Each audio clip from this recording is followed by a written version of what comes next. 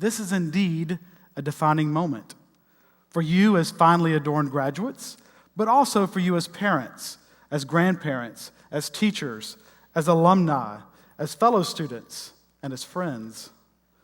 Intentionally, this is a time to celebrate, but it's also a time to decide.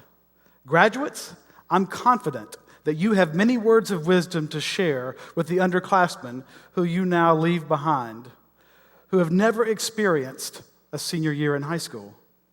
You've learned so much this year. You've transitioned from youth to becoming men and women of honor. Your leadership will have a long impact here. But what will you do now? You have zero experience with this particular crossroad because you've never been there before. And so if you want to know direction, you could go to the internet and you could go to some mapping software and you could ask for some advice. But you're going to be asked for 3 pieces of information. Where do you want to go? Where are you? And how do you want to get there? So I ask you, where do you want to go? In deciding where to go at such a crossroad in life, it has been suggested that beginning with the end is a good idea. One author shared his experience of caring for people on their deathbed. And after 30 years of documenting the most common regrets that people expressed when facing their last moments, they gave these 3. The third, I wish I'd let myself be happy more often. The second, I wish I'd spent more time with family and friends. And the number one regret of people at their last days, I wish I'd had the courage to pursue my dreams. So what are your dreams? I have asked that question to hundreds and hundreds of people. The response is more often a blank stare or a shrug of the shoulders, a glance off in the distance, perhaps to find that place in their minds where they once considered such fanciful thoughts. Graduates, what is the big, hairy, audacious idea and dream that you're pursuing?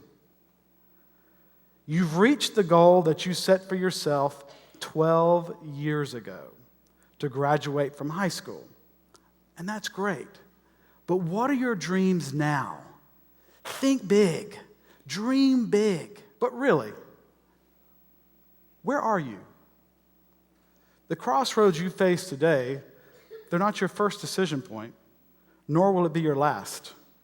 To move forward, you not only have to know where you want to go, but also where you are. How closely do you walk with God? What is your reputation? Who have you chosen as a mentor?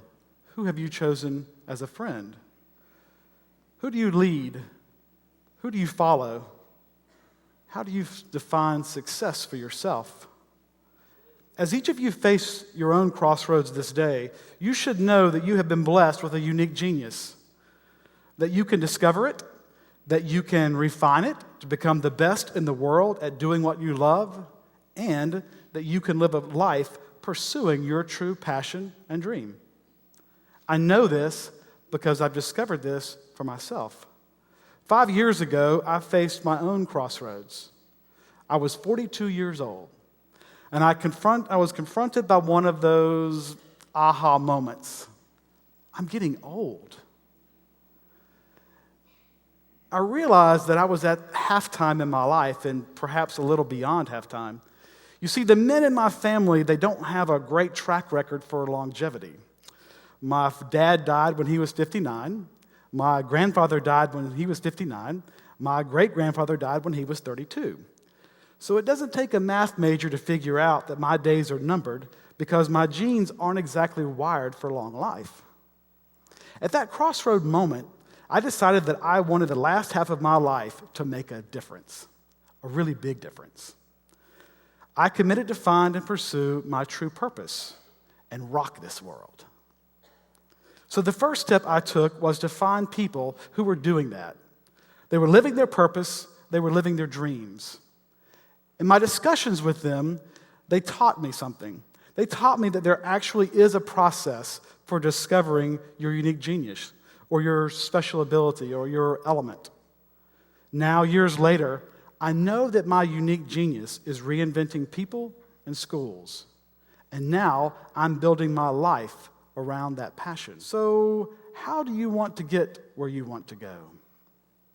What I've learned through this journey so far has led me to write a book.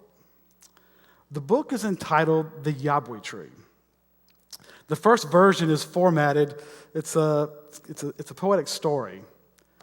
Writing a book was important because it made me go public with my story, allowing others to assess it, confirm it, or criticize it. Either way, the feedback has enabled me to adjust my message and my plans. Remember that the driving passion for me is helping people discover the path to personal reinvention and then build a life worth living. The book tells the story of the Yabwi Tree, which has a very unique leaf at the top. The tree goes through the cycle of winter, spring, summer, and fall, and much like we do in life, even though we go through times of trial like a hard winter, and eventually a leader emerges who creates new beauty and opportunity. People are drawn to great talent. And this leads to a time of renewal and regeneration, to begin a new cycle of uniqueness. That's the essence of the story, and I'll share it with you briefly. Up high on the mountain behind Mars Hill grows a very special tree, quiet and still. People drive miles and miles just to see the tippy top of the Yabwi Tree. In the winter, it's bare like all of its kin, and during the cold, through strength from within, snow, sleet, wind, and ice, come what may, it stands firm in the vice. After a cold, hard winter, all celebrate spring. Leaves start to bud, the birds flutter and sing. Renewed by the warming hope in the air, all seek to find that one so rare. Green leaves boldly emerge from limb to limb, taking their place with vigor and vim, but everyone knows the Yabwi's real feat. It's that one at the top that makes it complete. No one knows how it started, nor if it will end. It's all a conspiracy, some will contend, but that one little leaf, unlike all the rest, stirs thoughts in the mind, a strong beat in the chest. Fresh ideas, designs, and plans start to flow, creative ways to learn, profit, and grow. Inspired by the boldness of that fiery flame, few leave the tree content with the same. Choose wisely with whom your leaf is bound. The effect on your life is quite profound. Teachers, tutors, coaches, and friends are the branches on which your future depends. Though you may never have the chance to see the infectious beauty of the Yabwi Tree, you're incredibly gifted. Take inventory. You're an unusual genius and can write your own story. People ask me, so where does Yabwi come from? You can think of your Yabwi as your, yeah, but what if? Yeah, you're graduating from high school and you're headed to the next phase of life. But what if you could discover your unique genius? You could become an expert at what you love to do and then build your life around doing that. Would that be a life worth living? That's really the crossroads at which you stand today. Are you going to choose a major, a job, or a life?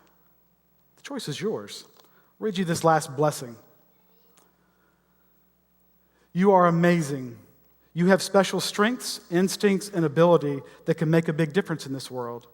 You're going to be able to do things that we haven't even imagined yet. As people start to emulate your special success, you can reinvent yourself to create even more value for others. I have great confidence in you. I'm going to help you connect with people who are genuinely interested in your success. Be strong and courageous, knowing that you truly are a unique genius. So go ahead, get your Yabwi on.